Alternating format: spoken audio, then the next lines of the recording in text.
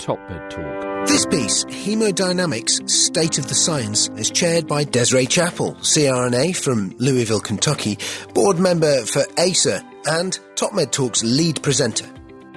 Featuring Monty Mython, TopMedTalk editor-in-chief, Smith's medical professor of anaesthesia, critical care at University College London, with Tim Miller from Duke University Medical Centre and Dr Simon Davies, consultant anaesthetist at York Teaching Hospital NHS Foundation Trust. Have a listen. Monty is a founding member of EBPOM International. I don't know if you guys knew that or not. And a founding member of EBPOM USA. So we are all in this room primarily because he and the team over in the UK decided that this was something that was important for us to do and for the world to start talking about. So I'd like to introduce Monty Mython.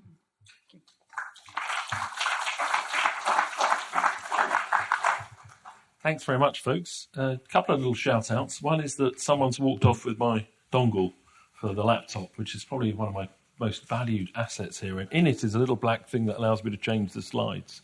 So if that person could look around and see if they've got one of these white things that plugs in with a black little thing in it that's mine, I'd be really appreciative. If that person's already gone home, thanks. The second thing is a shout-out for EBPOM, Evidence-Based Perioperative Medicine, which is 21 years old this year. Our first meeting, if you look on these things that are around as you go out through the door, at the bottom, there's a place called Dingle, which is in the deep southwest of Ireland. And if you've seen some of the recent Star Wars movies, that's where they found Luke Skywalker. Because if you had all the powers in the universe, you'd choose to go there. Okay. So if you want to come and join us there at one of our overseas meetings, southwest of Ireland, London in July, there's some tennis thing going on called Wimbledon around the same time, and some event called the 4th of July. We celebrate the 5th, actually, which is a bad joke, but it's actually when the NHS was... It's actually when the NHS was founded. That's what it really stood for. And then this year, for the first time, we have a meeting, for example, in Singapore, which is in back end of September, around the same time as something called the Rugby World Cup. If anyone knows that. Anyway, there we go. That's in Japan. Right, hemodynamic state of the science. So I'm going to tee this up a little bit, and then the panel's going to come and join us on stage to check off little bits of this as we go along. Simon, I think they want you to get a lav on, buddy, if you've got one already. So if you go nip to the back there with round this way. Right, some potential conflicts of interest that relate to this. I will refer at the end to a technology made by Edwards Life Sciences that you're going to hear more about in the sponsored session later on, but only very briefly. So, where do we stand with enhanced recovery, for example? Well, enhanced recovery is at least 20 years old. So this is early publication from Professor Henrik Kellett called Multimodal Approach to Control Postoperative Pathophysiology and Rehabilitation, published in the British Journal of Anaesthesia in 1997. So interesting to note, colorectal surgeon publishing the British Journal of Anaesthesia about postoperative pathophysiology and rehabilitation. And in it, he talks about things like pain management and fluid management. And in talking to Professor Kellett about it, I think he had to publish in the BJA because the surgeons really weren't that interested at the time in those things. And particularly when he started to talk about the fact that it was more about getting people up and about and eating and drinking than where you put the stitches in. He's kind of really lost them at that stage. The second one was in, sorry, I know we've all changed. Certainly the anaesthesiologists weren't interested. Second publication I could find was by Doug Wilmore and Henrik Kellett in the BMJ in 2001. And Doug Wilmore, as I understand, is a surgeon from Boston, so a USA surgeon and a Scandinavian surgeon writing in 2001. And then the next one I could find about major surgical patients was Tony Senegor and Connor Delaney, publishing, I think, in the year following this. So here we are, about 20 years later, and we all now think enhanced recovery is normal, and hemodynamic management is a recurring theme. You would have heard it in all the presentations earlier on today, whether it's restrict crystalloids or goal-directed therapy or whatever it's called, it's in there. So where do we stand on hemodynamic management in the era of enhanced recovery? Well, this is a selection of infographics. You can access them freely online at www.poqi.org. They're all published in Perioperative Medicine. Let's say 3 infographics here that summarize the endeavors of the Perioperative Quality Initiative, working with the American Society for Enhanced Recovery. And on the left-hand side, as you look at it, there's a risk-adapted matrix we'll come back to in discussion. There's a hemodynamic framework in the middle that we'll come back to in discussion. And on the right-hand side shows the continuum of fluid management that goes from the NPO, no NPO, let's have some liquid beforehand, through the bowel prep question, through choice of monitoring, through to probably the most important things, which is immediately post-operatively get the IV down as quickly as possible. Because collectively, we're really, really not very good at intravenous fluid management. The very rare person is, but most of us just ain't very good at it. So if you let the patient drink, you can forget about that. It's much better. Then the final bit is drink, eat, analgesia, move, sleep, which is dreams and get them home as quickly as possible, ideally without an IV, and then everything should be fine. So our first question, where the panel's going to come up and join us, is if we think fluid management is a key component. Tim, you're going to come up as well. Desiree is going to come back and host us. Is a recurring theme, is if one of the opening gambits in hemodynamic management is, this is an anaesthetised patient now, so this is quite anaesthesia provider-centric. I know our surgical colleagues are going to have strong views on this as well, but this is what's going on while you've got your head down doing the hard yards. Which fluid should we be giving to our patients? And I kind of think when it comes to the choice of crystalloid, when it comes to saline versus ringers, for example, that we've finally answered a question here. Now, the reason I think we finally answered a question is because these two publications appeared in the New England Journal of Medicine last year. Now, I know you're going to push back and say it wasn't in the operating room, but this was in the emergency department and the ICU. It's a single institution step-wedged cluster randomized trial of around 17,000 patients. And in this trial, they concluded that the patients who got saline had a worse outcome. And the outcomes they found that were worse were the things that had been identified in the large human observational studies, in the preclinical studies, and in the animal models. And that's basically renal injury. So, Desiree, gentlemen, do you agree? Absolutely. I think we've known this about saline for decades. I remember a talk you gave a while ago that said if saline came out today, it would never be passed by the FDA or any other regulatory committee. Yet we continue to use it. And we've had hints that saline's been bad for decades. We know the chloride load is excessive. We know the sodium amount is probably a little bit too much as well, but mostly the chloride load. Is chloride bad for you per se? Well, it may affect your renal perfusion, so yes. But the worst thing is that we treat the acidosis the chloride causes.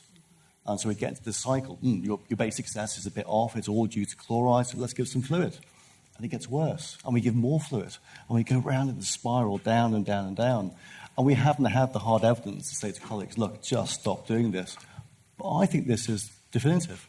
It showed harm from saline, and we should just stop using it well, not stop using it. There is still a role in some patients for saline, but the majority of patients, just enough. Completely agree. And I think we've had animal models that high chloride causes renal arteriolar vasoconstriction. We have, and now we have observational data that get increased in acute kidney injury, use of blood products, use of bicarbonate. Massive studies from the Premier database, and then we have these two studies. And for folks that don't exactly know what a randomized cluster wedge study design is, I think it was very eloquent, and I think it can be applied to a lot of perioperative medicine where you have a degree of equipoise. So they basically said that if you come into our intensive care unit or emergency department in January, you'll get normal saline. February, you'll get balanced fluid. March, you'll get normal saline. And you very quickly, without having to randomize at an individual patient level, get up to large numbers of patients, 17,000 in this instance, and you get a clear answer that there's harm associated with normal saline, and you get it published in the New England Journal, and we can all say that's done deal. And I think it's a very eloquent study design. And Dan Sessler did a similar design with oxygen in the operating rooms. January, you get 35% for every case in your institution. February, you get 80%. So we've got equipoise as to which is better, and you very clearly get to an answer, and they got to the answer that it made absolutely zero difference in surgical site infection. Again, quickly getting to large numbers of patients. So for someone from the UK, is it used much in the US, saline? I don't know if I can speak for the US. It's not used at our institution. Is it used in the US? I think probably yes. Is it used on medical intensive care units? All the time. is the primary fluid. And John Myberg, they're doing a big study. What's the name of the study again? It's something like balanced. But there's a large study of comparing normal saline and balanced solution in Australasia. And before they did that, they did a survey around the world to see what current practice in critical care units. And normal saline is the number one used fluid. And this was a few years ago. So there's still work to do on change. But as far as I'm concerned, I think the evidence is there. So before we go on, obviously there's someone that is not like everyone else. So I'm the one with the accent today on stage. Is that right? Surrounded by my favorite Englishmen. I could tell the story about my daughter if you want. I listen to TopMedTalk in the car. It's either Radio 4, which the kids hate.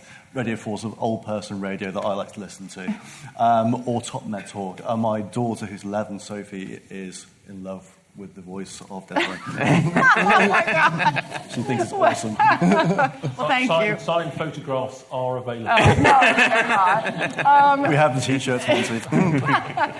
So we have here one of our panelists, Dr. Simon Davies. Simon, tell us where you're from. I'm from York in the UK, and York is about 3 hours north of London. And the further north you get, the nicer it becomes. So come and see us. And I've been there for as a consultant for about 10 years. I trained there as well. An anaesthetist.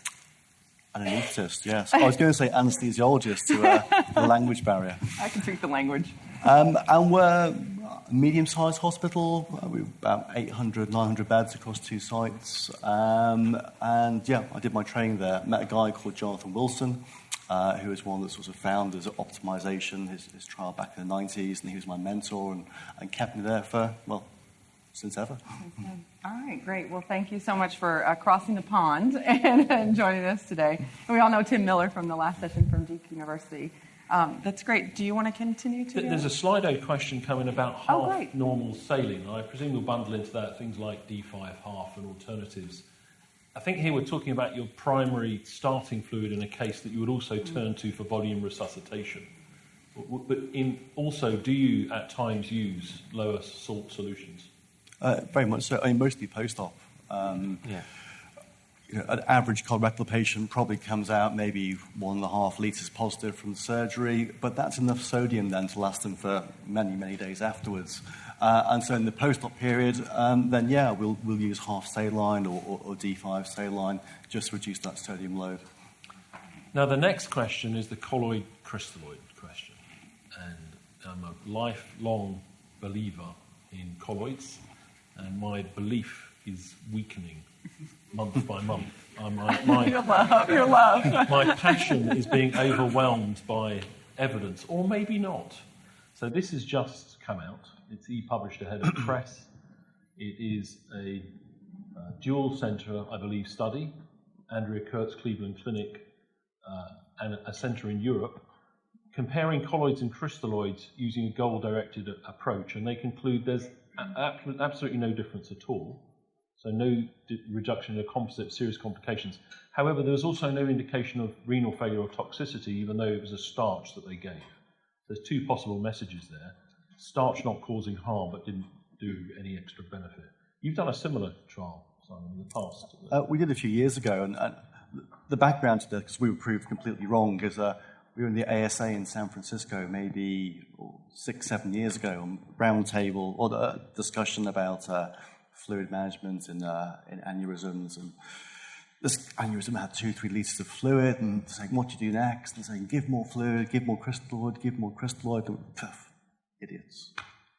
Colloid is what you need. And we went into this trial thinking that colloid was better for you, particularly in terms of colorectal surgery. And there's some evidence that it is in terms of anastomotic perfusion in animal models. We did a randomized controlled trial, a couple of 100 patients, 0 difference between the 2 groups. No harm from colloid, but certainly no benefit. On the basis of that, we've stopped using it because of price. But sorry, Tim, I just want to pick up in your trial, which people discussed a lot. There was a lot of rescue colloid given. That's my point. Yeah. Sorry. There was. No, I'm interested in hearing about that. Why did they need rescue? Was it 30% had rescue colloid? 30% had rescue colloid. Some patients hit the maximum dose of starch afterwards. We had to switch to gelifusin. So if you gave colloid, you get less intraoperatively, and you gave more postoperatively. Can I throw in a couple of little tantalizers? Because on the same page that you find this in anesthesiology, it's a fairly big trial. It goes over 1,000 patients, but if you want to talk to our big trials people that say until you get up to 10,000, you can't really make decisions anymore. This is a very small trial, but got an infographic in anesthesiology, specifically addressing the long-term impact of crystalloid versus colloid solutions on renal function and disability-free survival after a major abdominal surgery. I'll blow it up for you, the relevant bit, in a moment. Now, it's small, 160 patients, but they found superiority with the colloid and no evidence of renal dysfunction. Actually, the kidneys seem to do a little bit better, if anything, with it. So disability-free survival, the higher number is better. So 79% of disability-free survival in the colloid group compared to 60% in the crystalloid group with a p-value of 0.024. And quite a marked difference in this HUDAS score of sort of quality of life as well. Did you notice that in passing? I think this is an interesting study. I mean, it was they used machine learning to deliver their goal-directed therapy algorithms. They took humans out of the picture, and it's an interesting difference in outcomes. So I think overall we're at the situation now where we've got a number of studies that show no difference. We've got some studies showing colloids are beneficial. We've got no studies really showing colloids are harmful. So the adverse effect is the increased cost, which is significant, but in the overall picture of perioperative care is probably in the realm of less than 1%. So, and we've got animal models, as you say, that show colloids are beneficial, but we haven't got that level 1 large study that shows there's an outcome difference. We still use colloids. I'm in the same boat as Monty. I'm traditionally been a colloid user. I think the evidence is getting less, but we're still currently using them because there's still some studies out there that show benefit, and we haven't had any pushback from our institution in terms of using colloids on our outcomes. Which colloid? Albumin. Albumin. And it's very different. I know albumin is very, very expensive in the UK, and it is somewhat expensive here, but not as expensive as it is in the UK. And that's actually what I was going to ask Simon really quickly. Do you use albumin or other types of? No. Albumin is prescribed like a blood product. So it's very hard to get hold of, very expensive, and we just simply don't have access to it. So what do you use instead? Colloid. We don't use any. Gotcha. Mm-hmm. What did you used to use? We used to use starches. There we go. Yeah. So this is on the same little list on the right-hand side. You were alluding to it in coming into more trial usage. It seems that we as humans are so chaotic with our fluid management. We're so far off the mark when you look at the observational studies that we probably would overwhelm the benefits of penicillin if it had the same effect in treating. You know what I'm getting at? We're so chaotic, litres and litres out with trying to hit the target. This is where they've let the computer do it. Did you pick up on that one? So they've let a closed-loop system administer the fluid, so the computer doesn't know what it's giving. There was no difference in this one, was there? No difference in volumes given? But there's a difference in the closed-loop systems in outcomes. There is a volume distance consistent with it being a different type of solution. So when you do healthy volunteer experiments, colloids behave like textbook colloids. When you let the computer do it, it's closer to being a textbook colloid, and there does seem to be a benefit. When you get humans to do it, they're so far off the mark with the amounts they give and when they give it, it would appear that maybe you'll never detect a difference.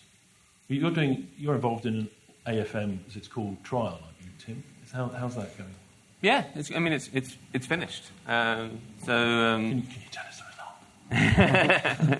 But I think it's no. Go on. It's very interesting, and I think this needs repeating. And I think it's very interesting that when you use an automated system or a semi-automated system to have that closed-loop delivery of colloids, they showed a clear difference. And yes, like any result, you get one trial. I think this needs repeating. But again, it's a very interesting finding. Did they give more fluid earlier in the closed-loop system? The timings of fluids. I'd have to go back and look exactly at the fine print, but that's the big message from it. But so I'm going to take from that you start with a crystalloid, it's lactated ringers, And some people still have equipoise about colloids, but some people... Have you lost your equipoise about colloids? No, I don't think colloids are harmful, but Okay. I'm not convinced they're beneficial either. Would you do trials on them still? Will I do trials on them still? Do you have it? That's the equipoise question. Or have you Yes, moved on? I would. Okay, there we go. Right, what about how much fluid? And this one I think is fairly straightforward. The restrictors view, which seem to creep into enhanced recovery, in other words, I run my patients dry, or there's a magic number of amount of fluid, and therefore they'll do well because I never give them more than 1 litre or 2 litres. And somehow that crept in, which was never in the original teaching. A restrictor's view from the anaesthesia perspective is my patients look great in recovery, they breathe well and they go home quickly, which I think is true. But the silent killer is acute kidney injury, which is what you worry about afterwards. And I think in relief we've had an answer to that now. 3,000 patient study conducted or led out of Australia, and New Zealand. An international trial, so 3,000 patients having major intra-abdominal surgery, randomised to zero balance, being the drier group, quite carefully controlled, compared to moderately liberal, which is about plus to 1 to 2 litres at the end of it. And there was absolutely no benefit at all in terms of disability-free 1-year survival with the more restrictive group, and no different to the liberal group.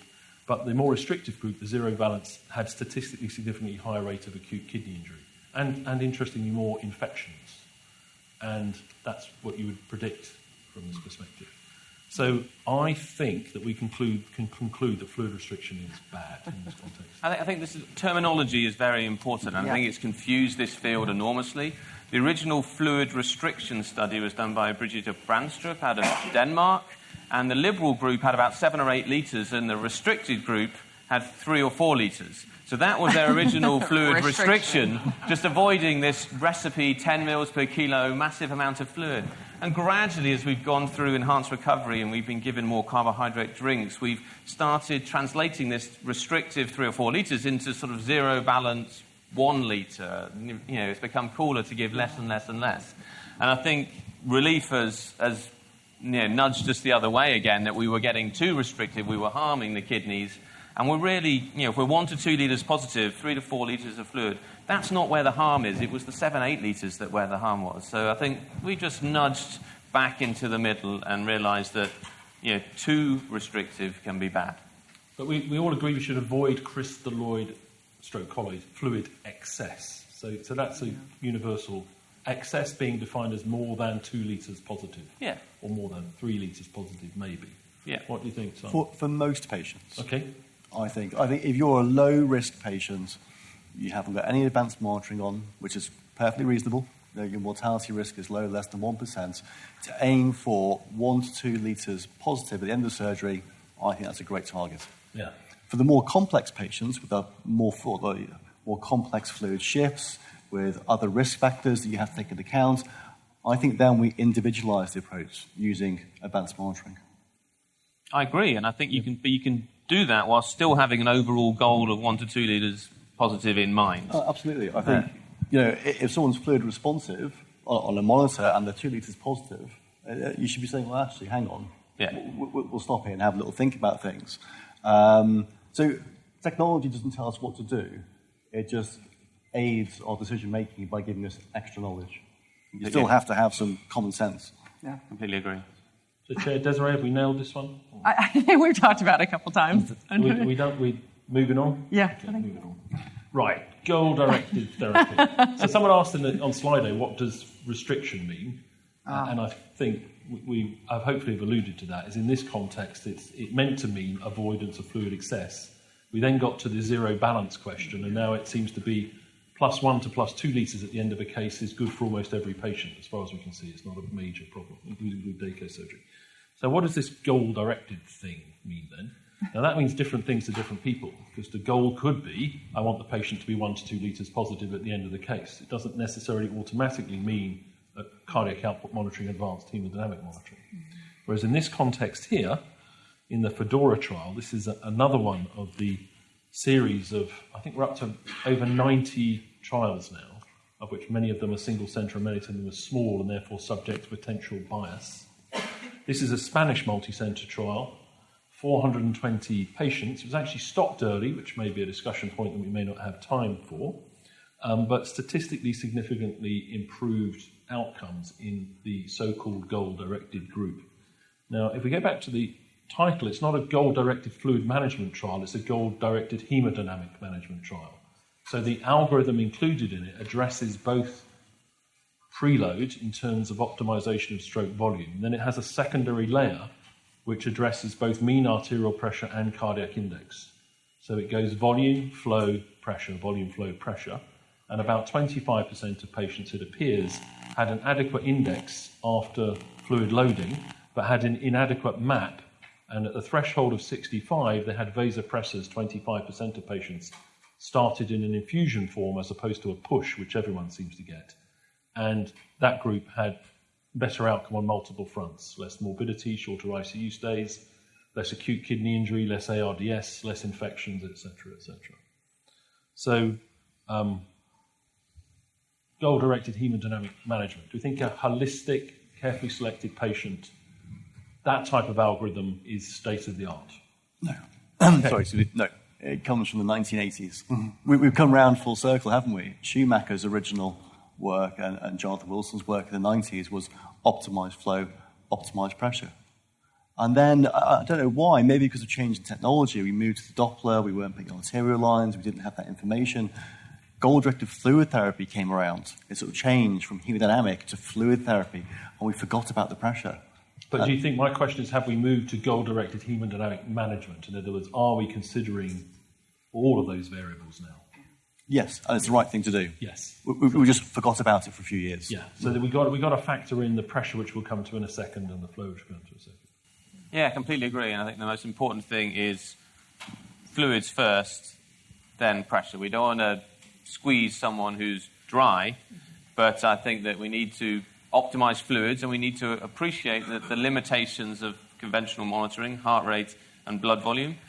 Can I tell your story of your study you did as a resident? I think if you're going to get emotion and tell a story, it's a way of getting a message across. So when Monty was a resident, he wanted to get some publications, as any young resident did. That wasn't my motivation. Yeah, okay.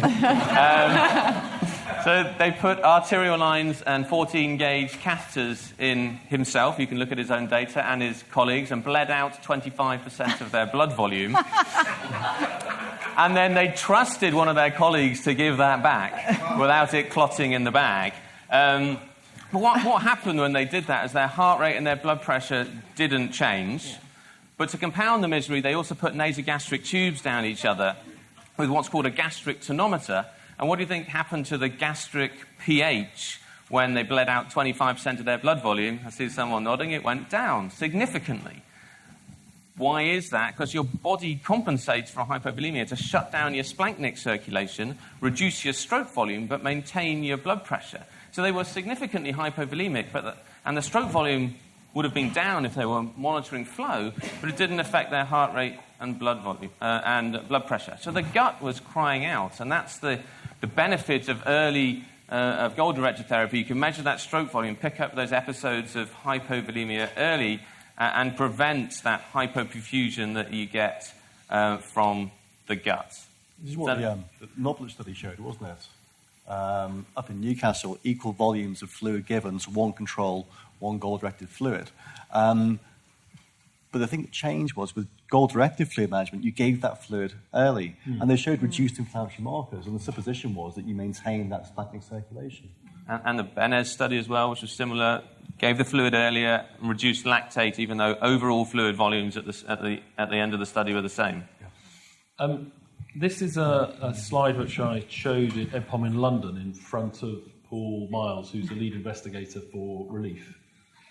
And it was agreed, although it's a little bit naughty putting two trials on the same slide, it was deemed appropriate if it's hypothesis generating. So let's be clear that that's what it is. So the blue boxes are the so-called restrictive, i.e. zero balance in Relief, compared to the liberal group. Now, this is without hemodynamic. There's a subset of hemodynamic management using cardiac output, but broadly speaking, the trial is recipe book, if you see what I mean, combined with readily available hemodynamics.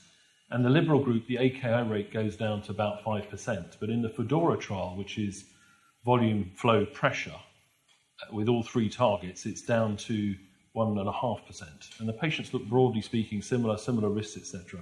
So I think that's the current question, is comparing those two right-hand groups. Is that a reasonable, if you're running a trial, I think that's the trial you need to do, is those two right-hand groups. Moderately liberal compared to goal-directed with flow and pressure targets. Is that a reasonable question? No. It may be, or it may be that there's just, the higher risk patients would benefit from the goal-directed therapy and the lower risk patients from the moderately liberal approach. Sort of a risk-adapted matrix. So this is the Hemodynamic Framework, which came from the American Society for Enhanced Recovery and the Perioperative Quality Initiative. And the key thing in here, I think, is if you follow it through from is there a clinical problem, through to what you think is causing the problem, through to using the hemodynamic variables, is the unusual pink-coloured sponge in there, Tim. What's that? Any guesses? A brain, yeah. So use your brain. The machines haven't taken over yet. We need to be logical and sensible with how we do this and use our brain.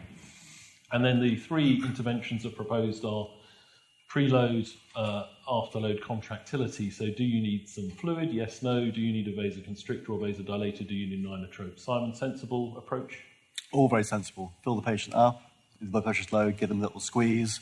And then inotropes are always slightly unpopular, but they do have a role. But I think in Fedora, was it 3% of patients need an inotrope? So it's rare, Yeah. but it should be part of your algorithm if needed. The 25% needed a pressor, Yeah. which is what you'd that would go with your gestalt for regular practice, wouldn't it? Probably more with an epidural. 25% of patients, they were mostly low risk. What do you do afterwards? You want a vasopressor now?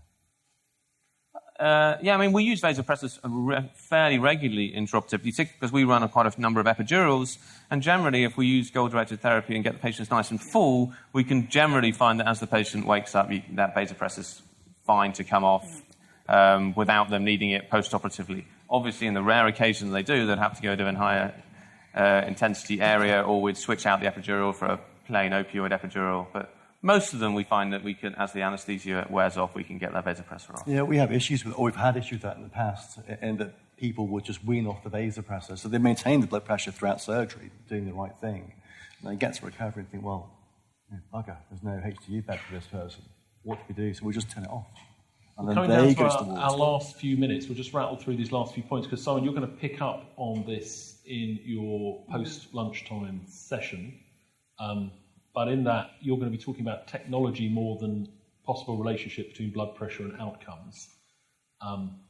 We've seen a lot of large data sets now, and this one comes from the Cleveland Clinic, suggesting that transient periods of perioperative hypotension are associated with bad outcomes. This happens to be MINS, which is a myocardial injury and non-cardiac surgery, often a troponin rise, and acute kidney injury, with as little as 1 minute of a MAP below 65 associated with worse outcomes, and the lower it goes and the longer it's low for, the worse the outcomes. Now, those are associations, not cause and effects. But then we've had, as far as I know so far, just the one trial that specifically is badged this way, i.e. the Foutier trial, Paris multi-centre, looking at targeting preoperative blood pressure using a norepinephrine infusion running pretty much from the get-go, and demonstrating that outcomes are better. So, do we think we should keep the MAP above 65? Yes. I think we put out the pokey guidelines, so I can say that, and they're published online in the BJA. Dan Sessler led the group, and I think with the current evidence base, I think it's prudent to keep the mean blood pressure greater than 65.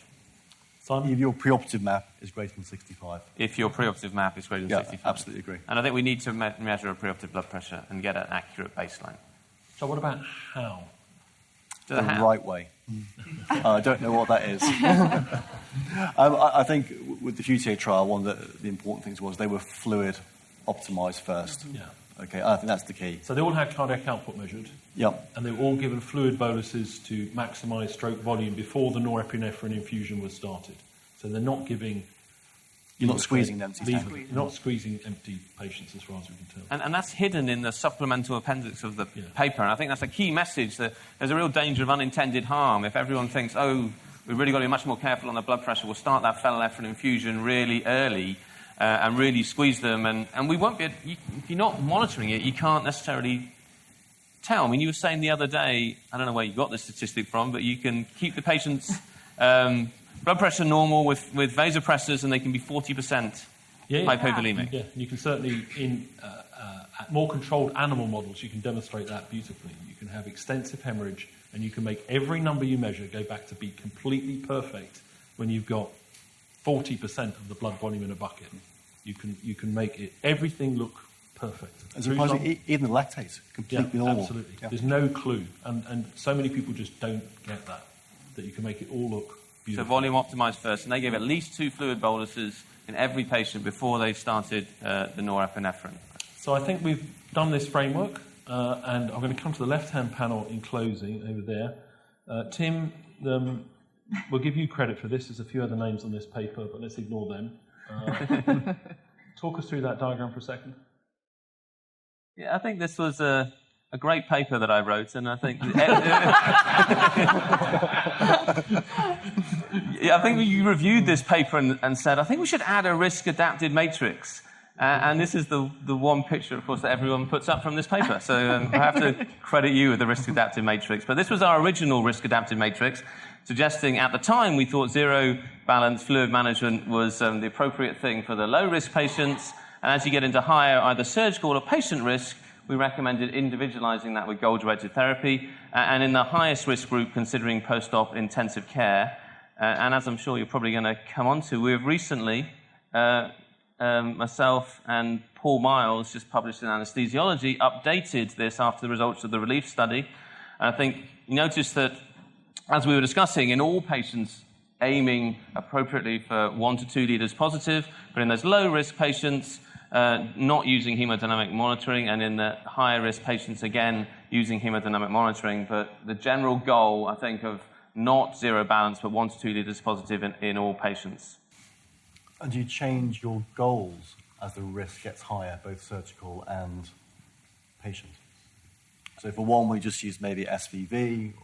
The highest risk ones, do you target oxygen delivery or stroke volumes? I think stroke volume generally. Yeah. I think stroke volume variation has got so many limitations. We're using more low tidal volume ventilation, more laparoscopic surgery, patients with arrhythmia. So most of the sort of goal-directed protocols now are going primarily to stroke volume optimization.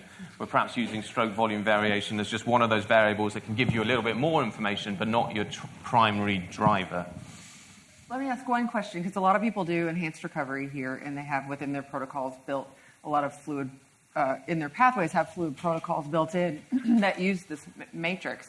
And then they have to themselves make the decision, obviously, within the case, whether or not they're going to use it. For your enhanced recovery program at Duke, do you use the risk-adapted matrix for all of your patients? Do you not use goal-directed fluid therapy for your... You're teeing me up here. I know, I am. Sorry. No, so we've published on this, and then people say, what do you do? And so we actually do goal-directed therapy in all patients within our within our enhanced recovery pathway. And the obvious question is, well, you've just published this twice, this risk-adapted matrix. Why do you not do that in your institution? Because you're a young doctor who wanted publication. Touche. And I think this is where the evidence is. But then there's implementation. Yeah. And there's a definite advantage to doing the same approach in all patients. So we have the monitors, we do the same approach in every patient, so we're not trying to guess what the risk is going to be. It's just the way we do things. When we have residents, CRNAs rotating through, this is the way we do our ERAS cases. We accept that the greatest benefits in the highest risk patients, but we do it for everyone to have a standardized approach. And so that's the way we've gone about the implementation, accepting that's where the evidence lies. So we're coming very close to the close here, and I do want to show some of the Slido questions. I'm not going to linger on this, but a subject that's going to hear a lot about in the next couple of years is dehydration compared to hypovolemia. You'll see some consensus statements coming out press this year, recognizing the fact that you can be hypervolemic and therefore hypernatremic and hyperosmolar and be feeling thirst because your hypothalamus is telling you you're thirsty and what you need is free water. And if you don't get the free water, you can't pee out the salt. And I think a lot of us have forgotten that in our care packages. This is just one study we published where we empowered healthy volunteers who we dehydrated to rehydrate themselves using patient-controlled intravenous hydration. So we adapted a PCA pump and gave them some D5 whoever asked that question. They could hit the button until they didn't feel thirsty anymore, compared to us giving a standard regimen that is supposed to rehydrate. And the person empowered to do this nailed it. They were absolutely perfect. Now, they were young, fit people without morphine, surgery, delirium, dementia, etc. But it's a space to watch. The final space to watch, which we'll come to after the lunch break, is artificial intelligence and closed loops. We referred to the fact that, Tim, you've led a multi-centre closed loop evaluation, which is now finished, but you won't tell us the results.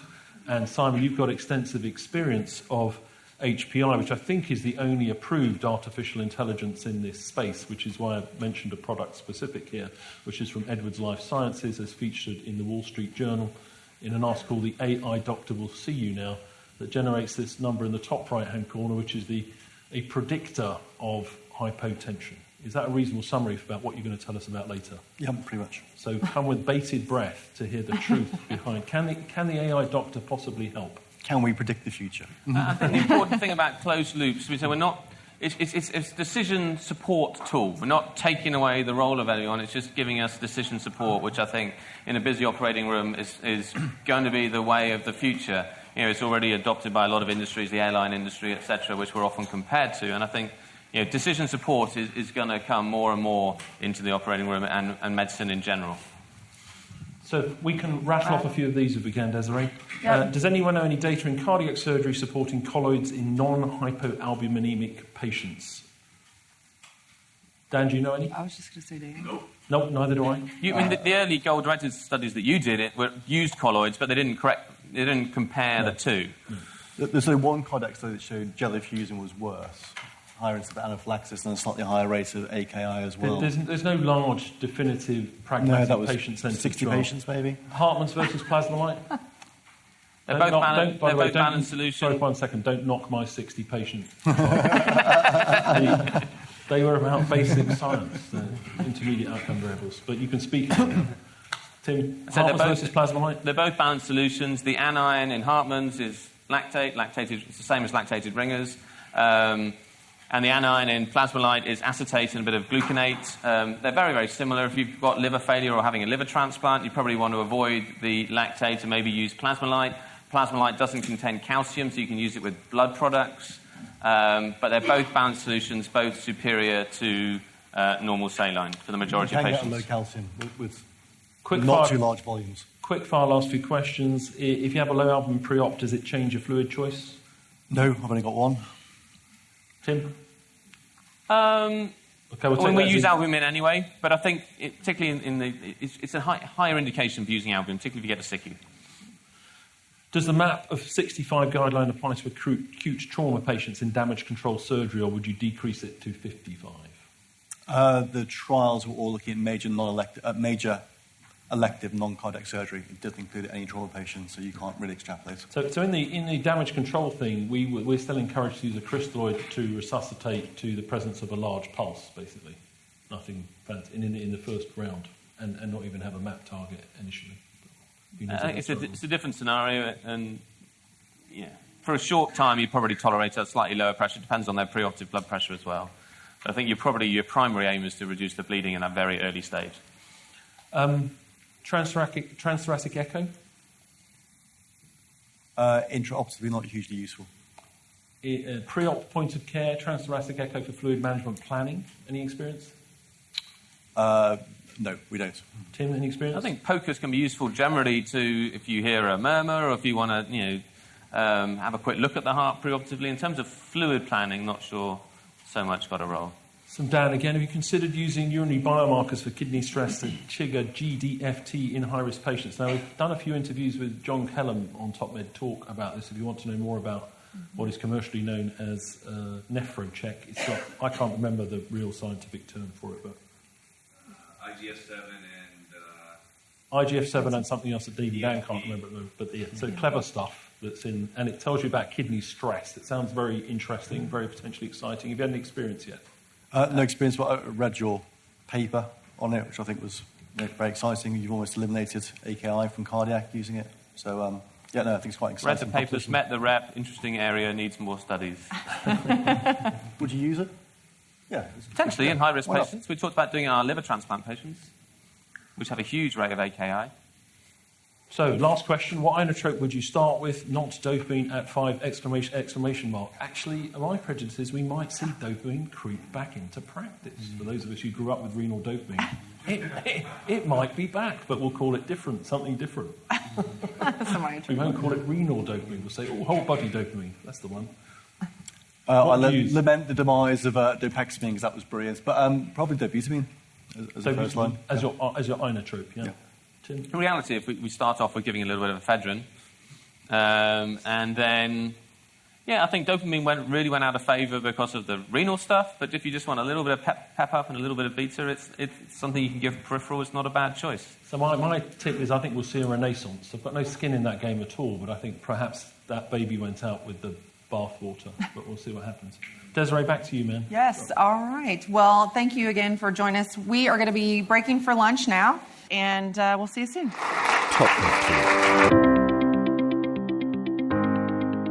Nick Majerison here. Thanks for listening to Top Med Talk. Now, before we let you go, it's important that we remind you to subscribe to Top Med Talk. That way you'll never, ever miss another episode.